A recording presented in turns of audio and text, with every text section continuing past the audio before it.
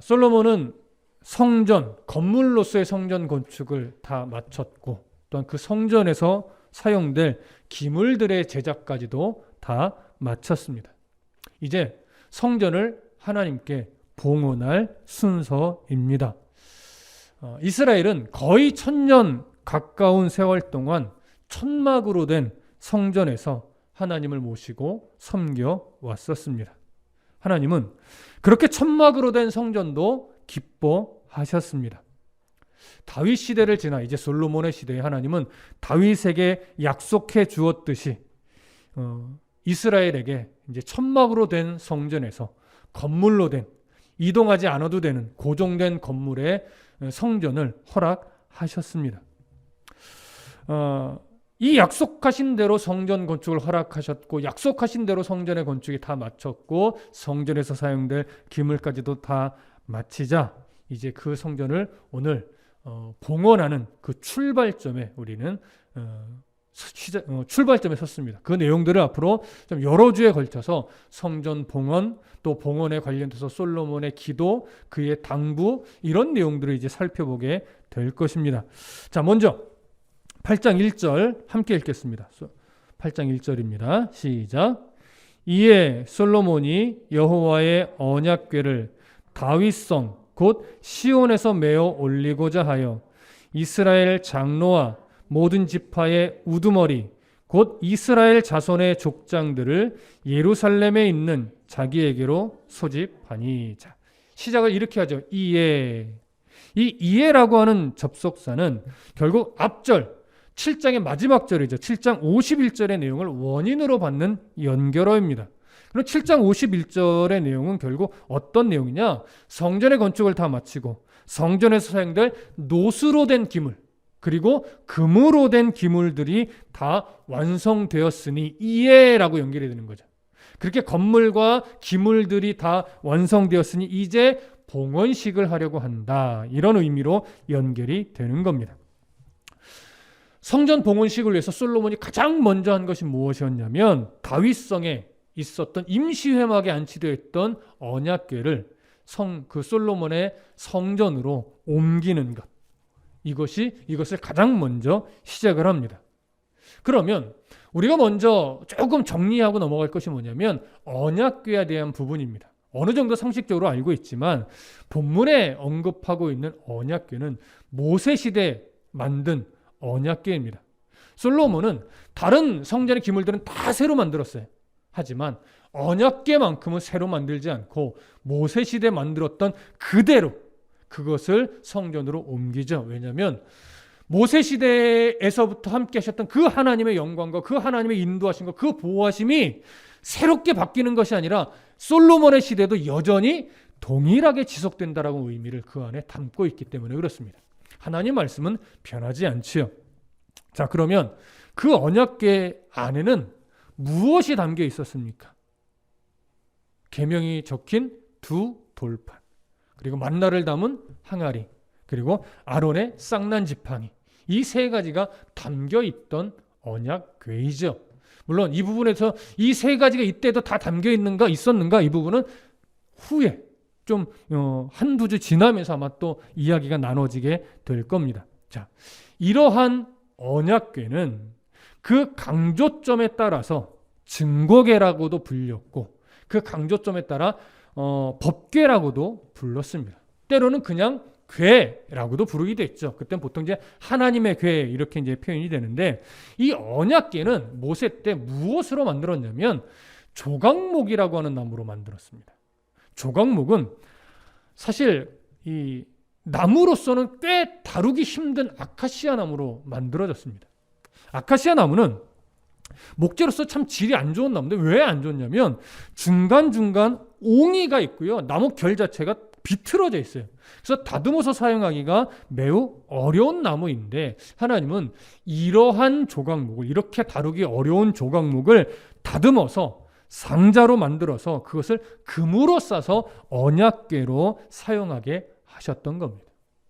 그러면 왜 이렇게 다루기 힘든 다듬기도 어려운 이런 조각목을 언약궤의 재료로 왜 사용하셨을까? 다시 생각해 보면 성전 건축에 사용했던 그 가장 비싼 나무 백향목, 이 고급스러운 나무로 언약궤를 만들지 않고 참 나무로선 재질이 너무나 좋지 않은 이런 아카시아나 옹이가 막 군데군데 박혀있고 결도 비틀어져 있는 이런 조각목을 다듬어서 언약궤를 왜 만들게 하셨는가를 우리가 조금 생각해 보실 필요가 있는데, 이 언약궤를 조각목으로 만든 이유는요, 하나님의 손에 의해 끊임없이 다듬어져 가면서 결국 하나님이 원하시는 대로 영광스럽게 변화되어져 가야 할 이스라엘 백성들을 상징하며 보여주기 위함입니다. 오늘날 우리 같은 자를 선택하여 자녀 삼으시고 평생에 걸쳐서 포기하지 않고 다듬어내시며 끝내 하나님의 영광스러운 자녀 삼아 하나님 나라로 인도해가는 그런 하나님의 사랑, 그런 은혜, 또 그렇게 연약하지만 하나님의 자녀된 우리, 변화되고 다듬어져야 될 우리가 그 조각목 안에 사실은 상징적으로 담겨 있는 겁니다. 따라서 당시 이스라엘 백성들은 이러한 언약궤를 바라보면서 늘 무엇을 생각해야 되냐면, 이렇게 보잘것없고 연약한 우리와 언약을 맺어주시고 또 모세 때부터 끊임없이 이스라엘과 함께 동행해 주시고 또 변함없이 지키시고 보호해 주시면서 하나님의 백성으로서 하나님께서 포기하지 않고 끝까지 하나님의 백성으로 삼아주신, 그렇게 또 다듬어내신 하나님의 은혜를 날마다 기억해야 하는 거죠. 또한 기억할 뿐만이 아니라 이런 하나님의 백성으로 내가 끊임없이 다듬어지기 위해서 무엇을 놓치지 말아야 되겠다고 늘 결심해야 돼요? 하나님의 말씀, 그 규례, 이것을 온전히 기억하고 순종하며 살아가는 백성이 되어야 되겠다. 이걸 끊임없이 다짐하고 끊임없이 놓치지 말아야 되는 겁니다. 무엇보다도 지금 솔로몬이 그러해야 되고 솔로몬과 함께 이스라엘 백성들이 지금 그래야만 합니다.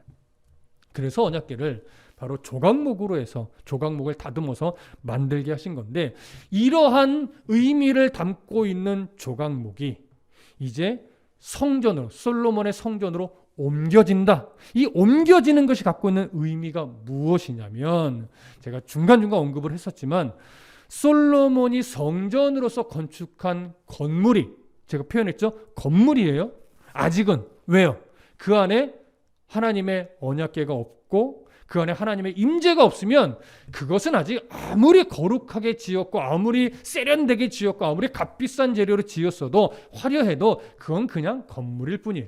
그러니까 솔로몬이 성전으로 건축한 이 건물이 비로소 성전이 되기 위해서는 그 안에 무엇이 안치되어야 돼요? 하나님의 임재를 상징하는 언약궤가 안치되어야 하는 겁니다. 그래서 언약궤가 성전으로 옮겨져서 안치될 때 비로소 그 안치와 함께 하나님이 임재하실 때 비로소 성전이 되는 것이며, 그때 비로소 성전으로서의 기능을 시작할 수 있는 겁니다. 그래서 솔로몬의 봉헌식에 있어서, 성전을 봉헌함에 있어서 언약궤를 성전으로 옮기는 것은 매우 매우 중요한 일인 겁니다. 이렇게 무사히 언약궤가 옮겨지고 안치가 돼서 하나님이 임재하신다면 드디어 예루살렘에 있는 이 성전은 예루살렘의 국가적인 예배의 중심지가 되는 것이죠. 따라서 영구적인 건물로서 솔로몬의 성전으로 언약궤를 옮겨 이 성전 봉헌식이 무사히 맞춰지게 된다면 이제 이스라엘은 하나님께서 영구적으로 임하시는, 그리고 영구적으로 하나님을 예배하는 제사의 중심지로서 그 역할을 이제 시작하게 된다라고 하는 그런 의미를 가지게 되는 거죠. 그래서 이건 역사적인 순간이에요. 솔로몬에게 있어서, 또 이스라엘 백성들에게 있어서 이 성전 봉헌식, 언약궤가 옮겨짐으로 시작되는 성전 봉헌식은 너무나 중요한 순간입니다. 이 역사적인 순간을 위해서 솔로몬은 이 예루살렘으로 누구를 불러 모았냐면 이스라엘을 대표하는 장로들과 각 지파의 우두머리들이죠. 그러니까 성경은 자손의 족장들로 설명을 합니다. 이들이 다 이스라엘 전체를 대표하는 자들이에요. 이들을 예루살렘으로 소집해서 모았습니다. 이렇게 이제 봉헌식이 시작이 되는데 조금 더 본문의 내용을 보겠습니다. 2절과 3절입니다. 자, 2절과 3절 함께 읽습니다. 시작. 이스라엘 모든 사람이 다 에다니몰 곧 일곱째 달 절기에 솔로몬 왕에게 모이고 이스라엘 장로들이 다 이르매 제사장들이 궤를 매니라. 자, 여기 보면 언약궤를 성전으로 옮기기 위해서 제사장들이 궤를 맨 날이 언제라고 설명을 하냐면 에다니멀 곧 7째 달이다라고 기록을 합니다. 이 날은요, 유대 종교력으로 보면 7월인데 오늘날 우리의 달력 태양력으로 보면 9월에서 10월경이에요. 자, 그런데 이제 이것과 하나 비교할 것이 있는데 성전이 건축이 마무리됐다라고 표현했던 열왕기상 6장 38절에 보면 성전 건축이 완료된 날을 언제라고 말하냐면 11째 해 불월 곧 8째 달에 그 설계와 식양대로 성전 건축이 다 끝났으니 솔로몬이 7년 동안 성전을 건축하였더라. 이렇게 기록을 하고 있어요. 자, 성전 건축이 끝난 때에 대해서 뭐라고 말했어요? 11째 해 불월 곧 8째 달이다 라고 말합니다.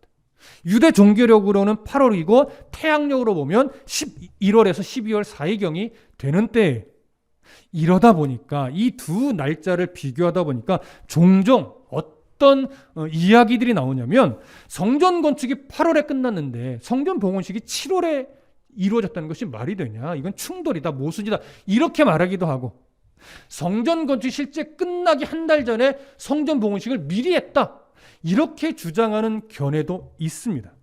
하지만 우리가 열왕기상 6장 38절을 강해할 때도 확인을 했듯이 지금 6장 38절의 요 때는 건물로서의 성전 건축이 완료된 때이지 아직 그 성전 안에서 사용될 노수로 된 기물과 금으로 된 기물은 아직 만들지 않았을 때, 그리고 그렇게 해서 건물로서의 성전이 완료되고 기물들을 만들 때 그 숫자가 너무 많아서 셀 수 없고 무게 또한 달 수 없다라고 기록이 되어 있었죠. 어느 정도 기간이 걸렸겠어요? 꽤 오랜 시간. 대략 오늘 본문과 매치를 시켜보면 건물이 완성된 이후 이 기물들이 만들 때 대략 11개월 정도가 소요됐을 것으로 여겨집니다. 그렇게 11개월 정도가 지났다고 보면 바로 오늘 본문에 기록된 7월이 되는 거죠. 그래서 건물이 완성되고 11개월 정도 지나서 또 기물들이 다 노수로 된 기물, 금으로 된 기물, 이 기물들까지도 다 마쳤을 때가 11개월 정도 지난 에다니멀 곧 7째 달인 겁니다. 그러니까 그 7째 달에 가까운 때였겠죠. 그래서 다 마치고 나서 어느 정도의 준비 기간을 조금 두고 드디어 봉헌식을 하는데 이 봉헌식에 대해서 오늘 본문이 또 하나 표현을 덧붙였어요. 에다니멀 곧 7째 달로 끝나지 않고 그 뒤에 뭐가 붙어요? 절기에 이런 표현이 붙죠. 그럼 이거 무슨 절기를 말하는 걸까요? 바로 장막절, 초막절이라고도 부르는 장막절을 의미하는 겁니다. 이때는 이스라엘 모든 남자들이 예루살렘으로 모이죠. 모든 남자라고 하는 건 진짜 한 명도 빠짐없이 모든 남자가 아니라 대부분의 많은 수가 모였다라고 하는 거예요. 그 많은 예루살렘으로 유대인 남자들이 모였고 특히 이스라엘 전체를 대표하는 장로들과 족장들까지도 소집이 돼서 모여 있습니다. 자, 그러면 이 장막절, 초막절이라고도 부르는 이 절기는 어떤 의미가 있는 절기냐? 기본적으로 광야 생활 동안 이스라엘을 지켜주시고 보호해 주신 하나님의 은혜를 기념하는 절기이면서 동시에 약속의 땅으로 인도해서 이스라엘에게 안식을 주셨고 또 풍성한 수확을 주신 하나님의 은혜를 감사하는 그런 수확의 절기이기도 합니다. 이때가 바로 유대 종교라고 부르면 7월 15일에 시작이 돼서 약 일주일간, 7일간 이 절기를 지키게 되는데 이 장막절은요, 유대의 대표적인 몇 개의 절기 중에서 가장 크고 즐거울 뿐만 아니라 가장 마지막에 드려지는 그런 절기예요. 마지막 수확을 하면서 하나님 앞에 감사를 드리는 그런 절기이거든요. 이 절기에 유대인들은 예루살렘에 모여서 임시 초막을 만듭니다. 그리고 이 일주일 동안 이 절기를 그러니까 시작해서 끝날 때까지 그 초막에서 생활을 하게 되는 거죠. 그래서 이 초막절은요, 어떻게 보면 유대인에게 있어서 한 해를 감사로 마무리하고 새로운 해를 시작하는 그런 분기점에서 드려지는 절기이기도 해요. 그렇다면 잘 보세요. 솔로몬이 물론 기간적으로도 그렇지만 성전 봉헌식을 의도적으로 이런 장막절에 맞췄다고도 말할 수 있습니다. 왜냐하면 이 장막절은 조금 전에도 말씀드렸듯이 한 해의 수확을 감사하고 하나님의 은혜를 또 기쁨으로 감사하면서 한 해를 마무리하고 새로운 해를 시작하는 시점에 있어요. 그럼 이때 성전을 봉헌한다는 것은 뭐예요? 하나님의 성전을 기준으로 해서 이제 새로운 이스라엘을 소망하는 그런 의미가 부여가 되겠죠. 그런 차원에서 이 장막절 절기에 성전을 봉헌한다는 것은 솔로몬에게 있어서는 아주 중요한 의미이고 적합한 절기였다라고 말할 수 있는 겁니다. 자, 이러한 아주 적당한 절기에 솔로몬이 이제 성전 봉헌식을 시작을 하는데 언약궤를 옮기면서 시작을 했죠. 그럼 이제 3절을 보십시오. 3절 한번 더 봅니다. 3절 시작. 이스라엘 장로들이 다 이름에 제사장들이 궤를 매니라. 자, 성전 봉헌식의 첫 출발점은 제사장들이 언약궤를 매는 것으로 시작을 합니다. 그럼 여러분 한번 상식적으로 기억을 떠올려 보세요. 민수기의 규례에 의하면 언약궤의 운반은 본래 누구에게 주어진 역할이었죠? 레위 지파의 사람들 중에서도 고핫 자손에게 맡겨진 책임이었습니다. 하지만 이 언약궤의 관리는 누구에게 맡겨진 것이었냐면 고핫 자손 중에서 제사장으로 특별히 이렇게 구별된 아론의 후손들에게 맡겨진 역할이었습니다. 이것이 민수기 4장에 기록된 내용인데, 그래서 보편적인 상황에서는 늘 고핫 자손이 언약궤를 운반을 합니다. 근데 오늘 본문은 고핫 자손이 언약궤를 운반에 맸다라고 말하지 않고 누가 맸다고 말을 해요? 제사장들이 맸다라고 합니다. 자, 그러면 제사장들이 맸다라고 하는 것이 어떤 의미냐? 왜 고핫 자손이 매지 않고 제사장으로 구별된 이 제사장들이 맸느냐? 이스라엘의 역사를 보면요, 보편적인 상황에서는 언제나 고핫 자손이 언약궤를 메고 운반을 했어요. 특히 광야에서는 더 그랬습니다. 광야 시절에. 하지만 아주 중요한 때, 더욱더 경건해야 되고 더욱더 신중하게 언약궤를 운반해야 되는 시점에 있어서는 그때만큼은 제사장들이 맸습니다. 예를 몇 가지 들어보면 여러분 기억하실 거예요. 이제 모세와 함께 광야로 이동하고 이제 지도자가 바뀌어서 여호수아 때 요단을 건너 약속의 땅으로 들어가죠. 그 요단을 건널 때 그때 제사장들이 언약궤를 맸었어요.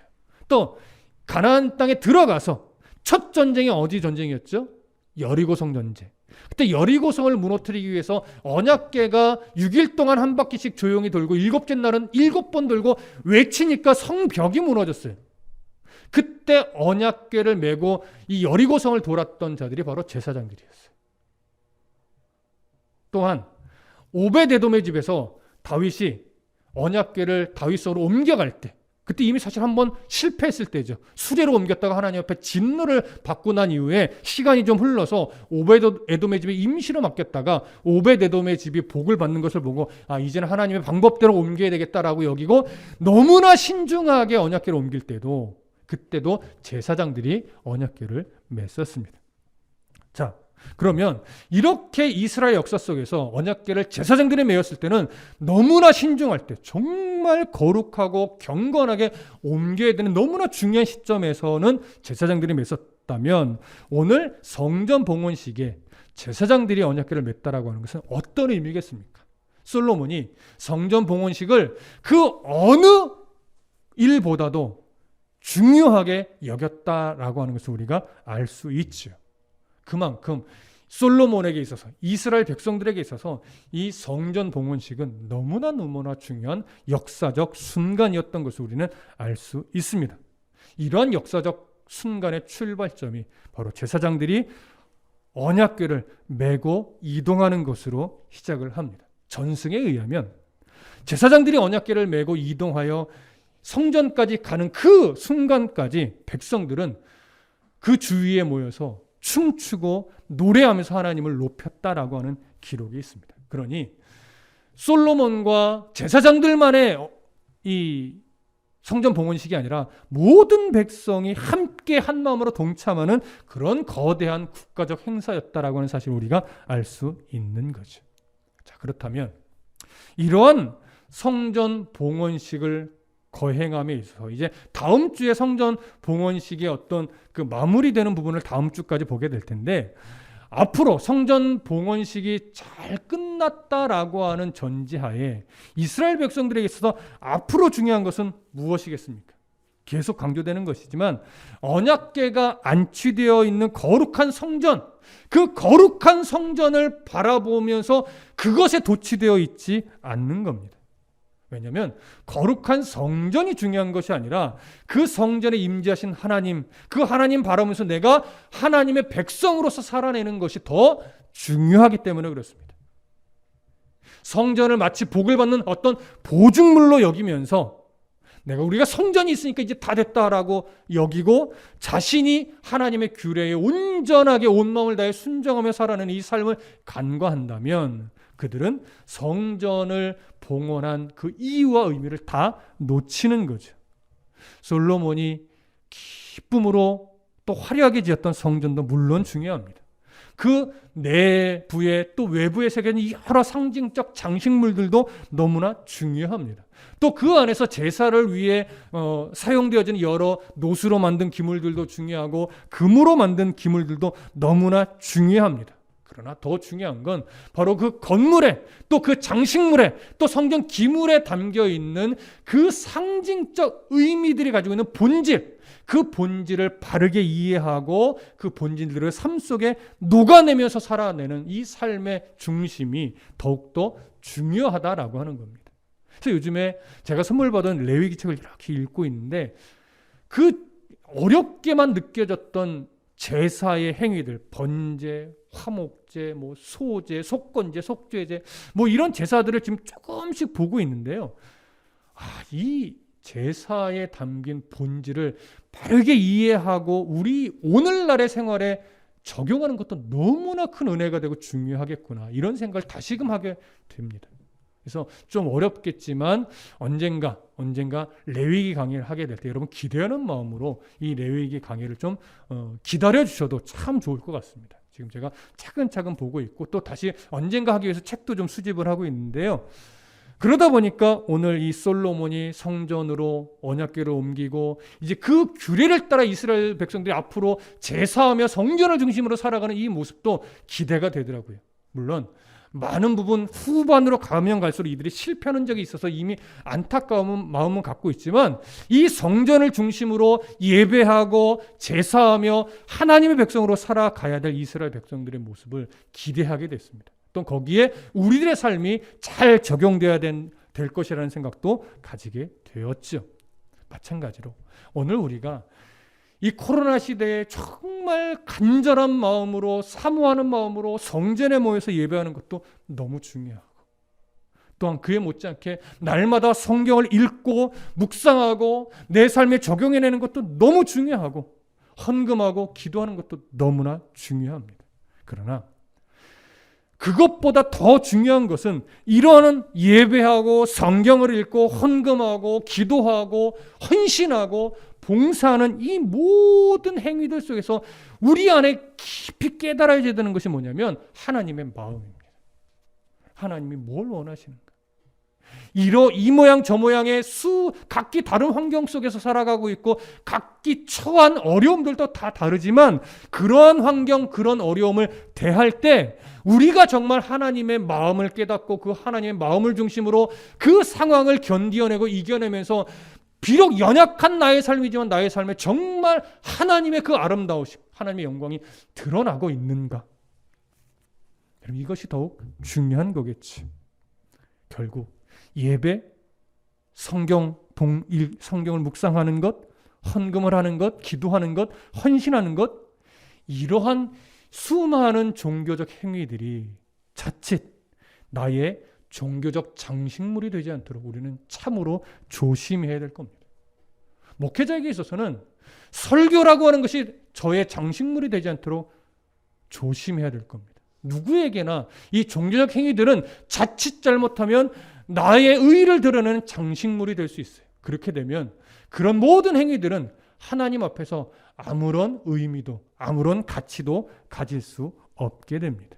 그러니 성전을 건축하고 성전을 봉헌해서 하나님의 임재 가운데 삶을 살아내는 것은 너무나 중요하지만 그것에 취하고 그것에 도취되어서 우리가 어떤 행위에 속으면 안 된다고 하는 것 꼭 명심하시고 그 건물에 임재하신 하나님, 그 하나님의 은혜 속에 내가 잠기고 그 말씀에 사로잡혀서 그 말씀과 함께 동행하는 삶을 살기 위해 치열하게 몸부림치는 삶, 이 삶이 더더욱 중요하다는 것 여러분 꼭 기억해 주시길 부탁드립니다.